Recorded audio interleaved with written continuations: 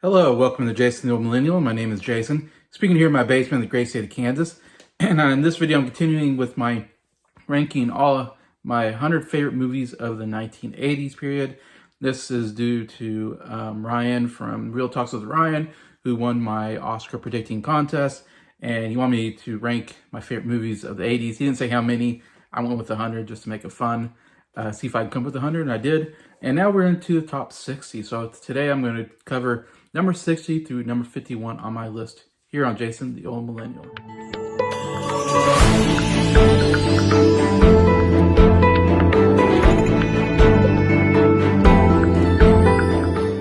Hello everybody, hope everybody's doing well here on a Wednesday afternoon. Boy, it rained a lot yesterday. It rained all day. Had some flooding issues here in Kansas, so hopefully everybody's safe and everything. Hopefully it's getting better today, as there's no storms today. It's all sunny outside, but boy, it was a lot of rain yesterday. Felt like a next coming, of the flood, and at some points, anyways. But yeah, so I got through that. I still have some water in the basement I have to clean up, but enough about me. Let's get to number 60 on my list. I have Peggy Sue Got Married.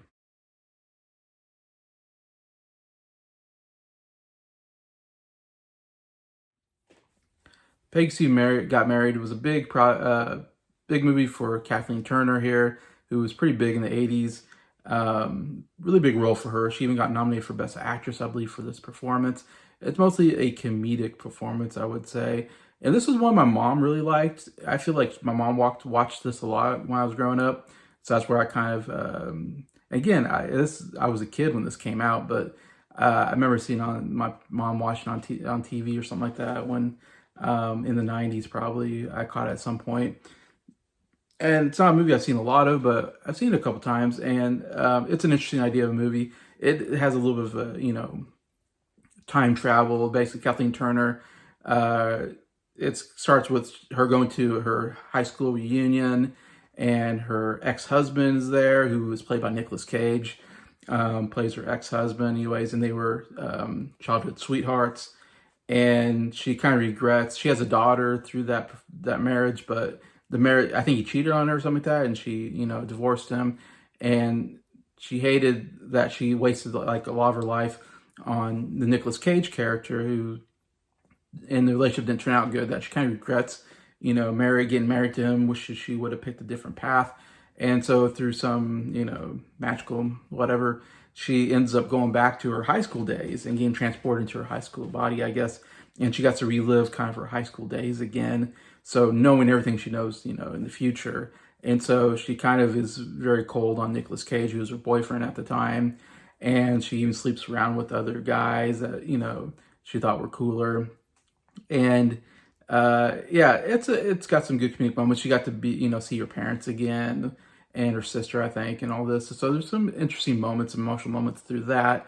But it's funny seeing her go through high school and basically like tell the math teacher that I know in the future we don't need to know any of this information, which is a pretty funny moment. One of the great things is, like, one of the best supporting characters is Jim Carrey. One of the first movies I feel like Jim Carrey was in, and Jim Carrey it's a small role, kind of as one of the friends in high school, but actually pretty hilarious. He still has that hilarious, physical comedy that he does in the movie. But overall, it's an interesting, I love time travel movies, so I like the idea of traveling back to being in high school and how would you live those days differently. She does kind of figure that, like, she does need to hook up with Nicolas Cage, because then she has her daughter and all that, and she kind of learns some lessons through it. Anyways, but overall, decent movie. Peggy Sue Got Married here, number 60 on my list. Number 59, I have a high school kind of drama, and that is Lean on Me.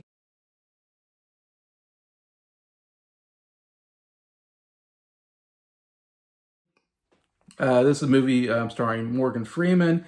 He's the new principal at this high school that has a lot of, inner city troubled kids, and there's lots of, violence and, kids acting up in the school. And he's a very serious, no-nonsense principal. And something about that I actually really love. He comes in and kind of straightens everybody up, and kind of, if you're not, and he kind of kind of ups the standards of the high school. Like, this is how we should act. This is how we should teach. This is how, we should behave. And if you don't do that, and there's some kids he just kicks out of the school, be like, go somewhere else because we don't tolerate that anymore. And I kind of loved that about the movie. Morgan Freeman I thought was great. I love his performance. I just love the character. He's very stern, maybe overly stern it seems like, but you get that he has to be that way because this school he needs a lot of help, and so he has to kind of be overly stern and be maybe a little mean at sometimes, and seem like he's uncaring, but he's just trying to get the school back to some normalcy, I guess, in some sense, and even gets a lot of strife from some people that he's being a little too mean, a little too stern with these kids, But I think you get that he does care about the kids, but he does have to, put his foot down and have some discipline. These, kids need discipline, and they weren't getting that. Anyway, so overall, as someone who, used to want to be a teacher, I kind of appreciate that, I guess, and I like the idea of like setting these kids down and being like, this is how we're not going to tolerate, what you're doing anymore. Anyway, so overall, pretty good school drama. Here at number 59, Lean on Me. Number 58, classic comedy. I had to put it somewhere in here, and I put here Ghostbusters. Yeah,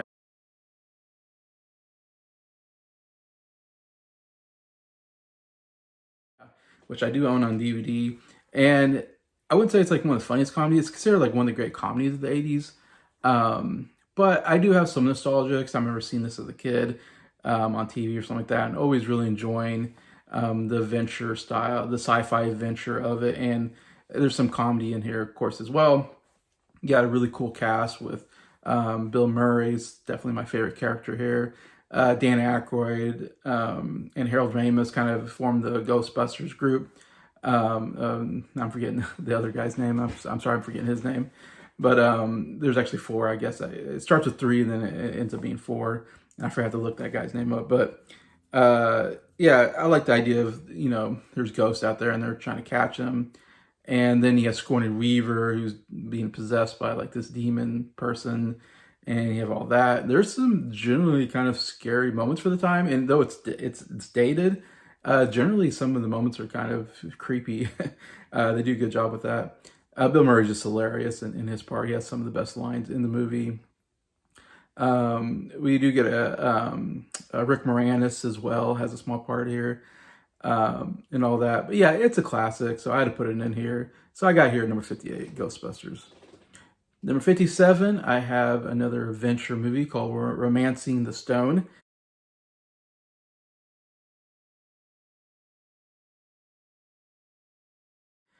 Starring Kathleen Turner again. Here's another kind of good Kathleen Turner vehicle at the time. And we got Michael Douglas here, kind of playing the adventure, kind of almost Indiana Jones style character, which he actually does a really good job at. It's interesting. Michael Douglas would win an Oscar for Wall Street, of course, and be known as this Oscar-winning actor. And he did stuff like Fatal Attraction and all this. I don't know how many times he really got to play this like cool adventure character who was in the jungle trying to look for this, very fancy stone or whatever. And yeah, so the whole thing is they're in the jungle. Kathleen Turner's, I think, trying to find her sister who gets kidnapped, and she gets involved in this whole, going after this, really valuable gemstone or whatever. And Michael Douglas is there, I think, to make money. Of course, they are together, and there's bad guys after them, and of course, romance appears between the two. You have all that. So I love these kind of movies, like I said, like the Indiana Jones style. The kind of cool, brave, character like Michael Douglas, and then the really good looking female that's along with him, and all that is really good. It's got some good comedic moments as well. I think Danny DeVito has some part here, and there are generally some pretty scary moments here. There's some gruesome moments for I'm guessing PG-13 movie. As a kid, I remember I was always freaked out. There's one scene where a guy gets his arm bit off by an alligator or a crocodile, and it's generally pretty gross.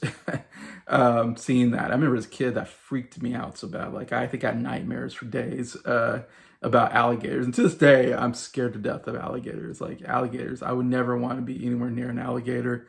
And so the alligator scene definitely shook me up. But overall, it's a really fun movie, and really a movie that really got um, Robert Zemeckis the Back to the Future job, where he wasn't his movies that he was doing before this didn't make any money, and so nobody wanted to buy the script of Back to the Future that he wrote with Bob Gale. And then after he finally got this movie done and it made a lot of money, they then said, "Okay, we'll look at your Back to the Future script," and then the rest is history for Robert Zemeckis and Bob Gale. But anyways, still a really fun movie here. Romancing Stone here, number 57. The next two movies I have are some of my favorite, some of my favorite animation movies during the 80s. It was not a good year, a good decade for animation for Disney. Like I said, there was no other really animation. There's maybe Don Bluth, I think, maybe did some stuff, but um, Disney animation really had a bad time. It was like kind of they call it the dark period for Disney animation. But there are two animation movies I really enjoy from this period that I put down here. And starting first with number 56, I have The Fox and the Hound.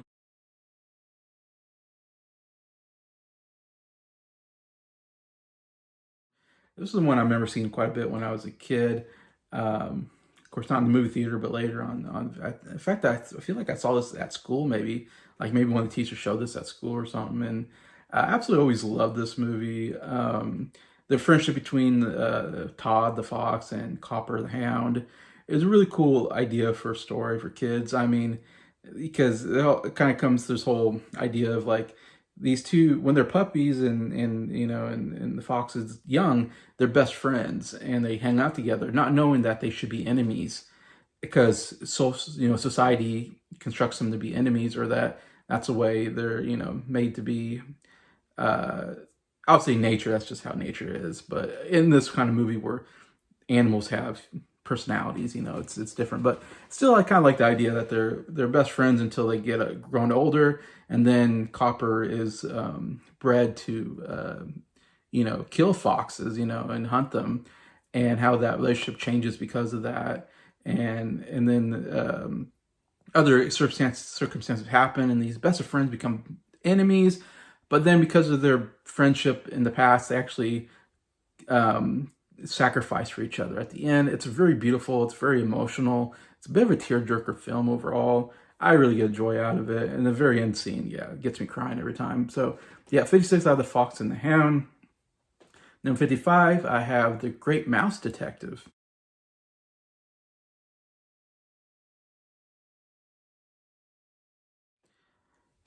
This is a very underrated animation movie. It's not very long. It's part of that 2D animation, of course, of the past. Yeah, not talked about a lot, but I think actually rewatching this movie, I've enjoyed it more and more. I said it's very, very well paced. It's a whole, this mouse is basically Sherlock. His name's Basil, but he's basically a Sherlock Holmes as a mouse. And you have, his sidekick as well. That's in the movie, Watson, Dr. Watson, whatever. And you have this little girl's, I think, dad or whatever gets kidnapped by Radigan, who's the villain, and they're on the search for her dad, basically.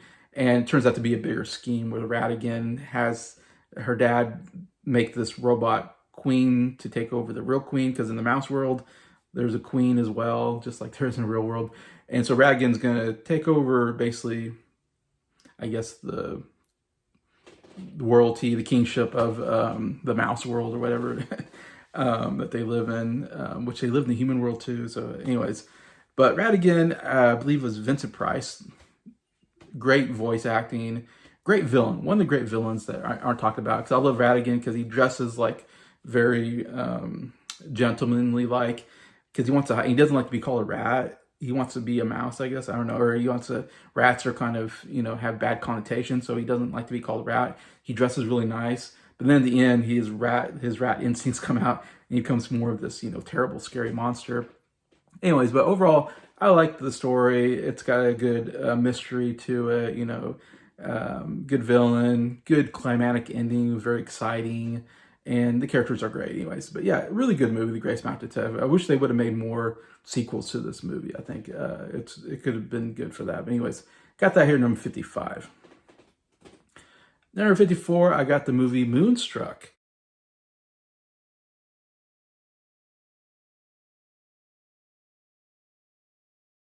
Which is a pretty big movie in the 80s. Won Best Actress for Cher and Best Supporting Actress for Olympia Dukakis.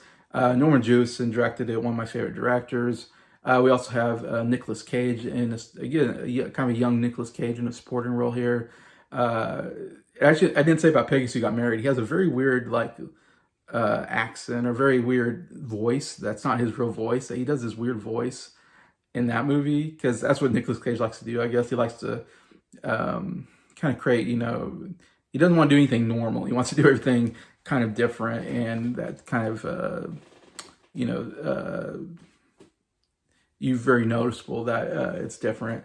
And here he plays this, well, Cher, she's engaged to Danny Aiello's character, but she, of course, says she doesn't really love him. But they've been dating, and he proposed, so she said yes, and she's probably getting into her 30s, so she needs to get married. She's not young anymore, so it's kind of this like marriage by convenience.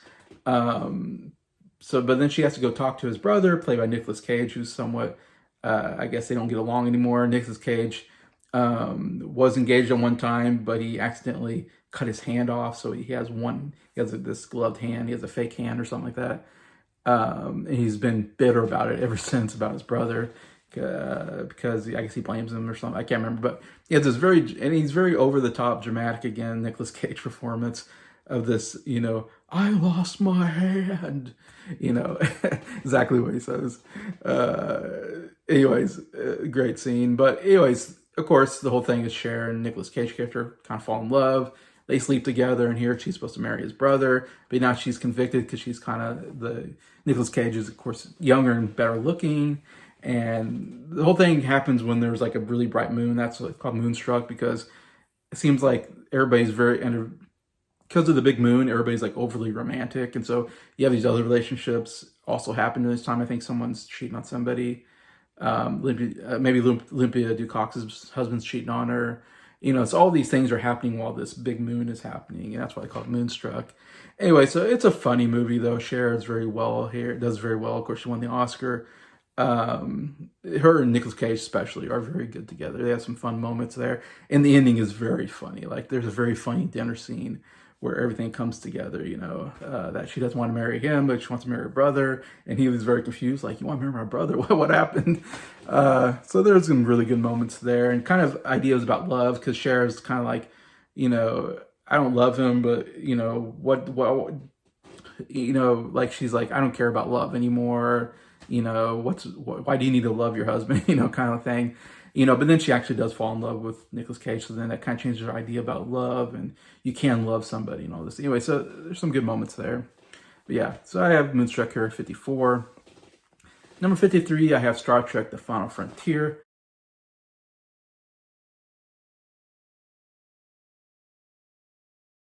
One, I would say maybe my third favorite Star Trek film from this original cast. This is the last movie, actually, the sixth and last movie with the original Star Trek cast, with William Shatner as Captain Kirk, Leonard Nimoy as Spock and all that. So it's one last hurrah for them. The fifth movie was not very good, definitely considered one of the worst. So it was nice to have this sixth movie to really end on a good note with this original cast, I think. And yeah, overall, I'm a big fan of Star Trek, of course. I'm a bigger fan of Next Generation, but I do love a lot of these original. I mean, I do know the original Star Trek TV show, and I like a lot of the episodes there. And I really like some of these movies. There's like 3 really good movies I have on my list, and this is the third of them, but still really good. And I like that it has a deal with the Klingons, and they're kind of making peace with the Klingons. And we got Christopher Plummer plays the main villain Klingon, and he is so good. He's very Shakespearean. And you got the story about the Klingon ambassador gets murdered, and they put the blame on Kirk and Captain McCoy Bones. They kind of get convicted, even though they didn't, of course, didn't do it. They get framed, basically, and get put on this prison, this ice planet prison. Real good visuals for the time being, a lot of good makeup work, I think, and special effects were good for the time being. Obviously, it's dated now, but So there's this kind of mystery with the rest of the crew. Of course, Spock is now in charge, and they're doing the whole investigation of like who really killed the ambassador and framed it on Kirk, and how can we get Kirk out of this prison. Really good moments there, and this whole political thing. They're trying to because some Klingons are against the whole peace treaty between the humans, because of course there's always been enemies, the Klingons and the humans. And here I'm sounding like a total nerd, so I am. So sorry, that's some some nerd speak there, but yeah, it has a really good ending and very good send off for the original crew for me. So yeah, enjoy this a lot. Star Trek: The Final Frontier, number 53. Number 52, I have a movie called My Left Foot.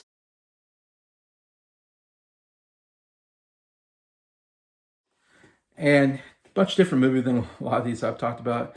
This is just a very dramatic movie based on a true story of someone named Christy Brown, played by Daniel Day-Lewis in this movie, who was, I guess, a quadriplegic basically, and besides being able to like talk a little bit, but struggling to talk, can move their head, but can't move their arms or legs, but can move their left foot. This individual, so that's why I call it My Left Foot, because that was like the only limb that he could actually kind of move. Besides that, he couldn't, can't walk, of course, can't even move his arms really. I don't know, he was just basically paralyzed. So a very difficult situation. We even see him as a kid and how he lives as a kid, and in a wheelchair, and has to be taken care of by his mother, played by Brenda Fricker, who does a really good job here. And then, of course, when it comes to adult or teenage years into adult, it's played by Daniel Day-Lewis, who, of course, really perfected the method of what do you call it? Where you are that person, like even off camera, you pretend to be that person, or you go the extra mile to really feel like the individual that you're playing. I don't know why I'm forgetting the method, but you know what I'm talking about, the acting method that you do. Method acting. I guess they just call it method acting. So he's a real method actor in that he had to play this character who couldn't move except for his left foot, and can talk not very well, and he can move his head maybe. But I think Daniel Day-Lewis in real life like lived that way, lived in a wheelchair, and acted like this character, like off camera, so he can really feel the character, which is crazy. But it was good for him because he did win the Oscar for Best Actor. Brenda Fricker won Best Supporting Actress. So, and it is an incredible performance. It's one of the best performances I've ever seen. That's why I put it here this high. It's like not a movie I haven't only seen it maybe once. It's not a movie I go back to because it's not a happy movie. It's a fairly sad movie. The interesting thing about, I said, it's based on true story, is that Christy Brown ends up painting with his left foot. He learns how to paint, and he paints pictures, and actually becomes like a famous artist, painting with his left foot. Anyway, so he becomes somewhat of a celebrity, and which is interesting. And but the fact that Daniel Day-Lewis, how did he do this performance where he really felt like the character? He really seemed like he was this character who was paralyzed except for his left foot or whatever. Very incredibly difficult acting position to do. So that's why I put it here. I think his performance is so mesmerizing, and why he's one of the greatest actors today. I mean, this is the first of 3 Oscars, the only actor to ever win 3 Best Actor Oscars, and this is the first one when he was a lot bit younger here. Anyway, so give so much credit to him for pulling this character off. And there's some very, like I said, kind of heartbreaking moments in the movie that really get you feeling for the character. Anyway, so that's why I got My Left Foot at number 52. And then the last movie I'm going to talk about, number 51, I have Willow.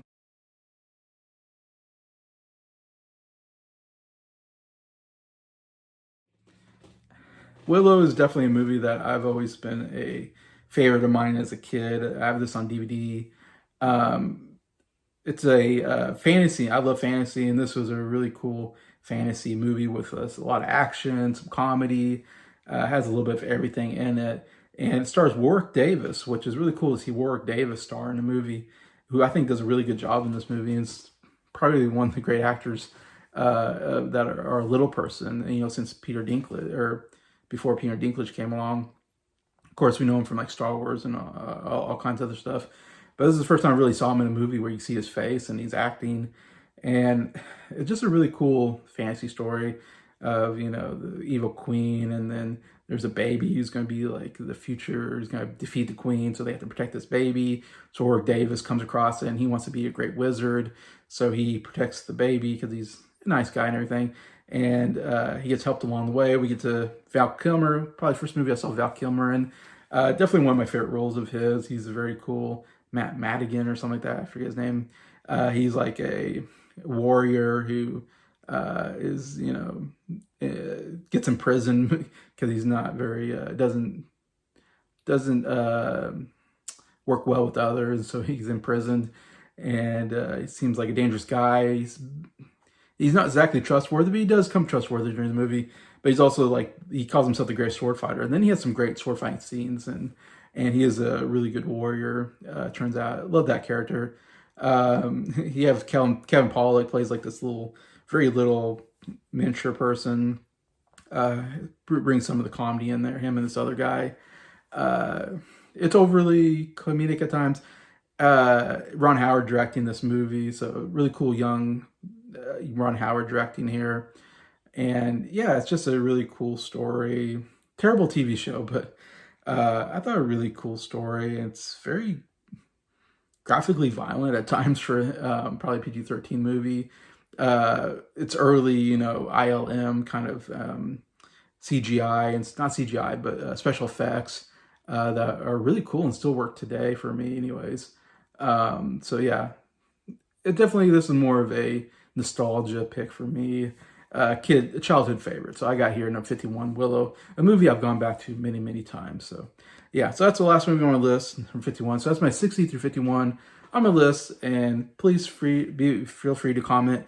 What are some of your favorite movies here? If you've seen any of these movies I've mentioned, love to hear your comments or read your comments in the comment section. Besides that, thank you so much for watching this video. Thank you so much for liking it. And thank you to all my subscribers for supporting the channel. I appreciate you all and hope you have a good day.